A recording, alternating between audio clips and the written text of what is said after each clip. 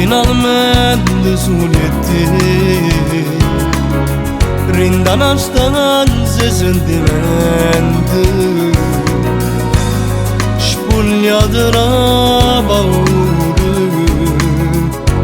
e con una voglia ci perdere come si bene mentre ti scioglie i capelli sei una fama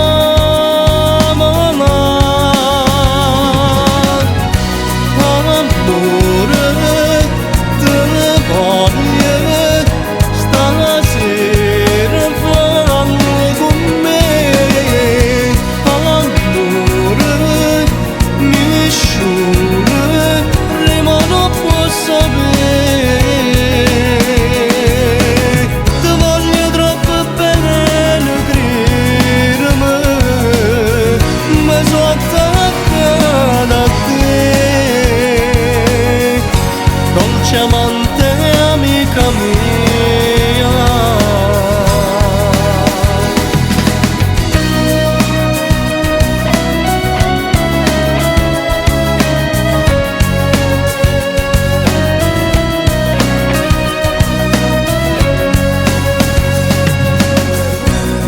come docente abbracciare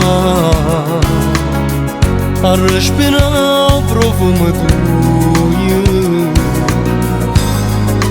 ta carezza faccia ma va se tocco paravese come siamo mentre fai amore come fai vivere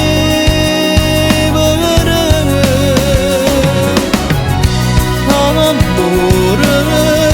te ne voglio stasera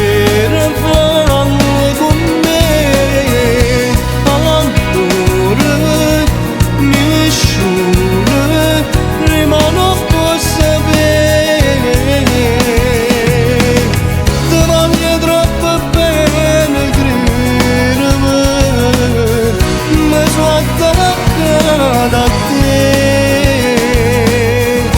dolce amante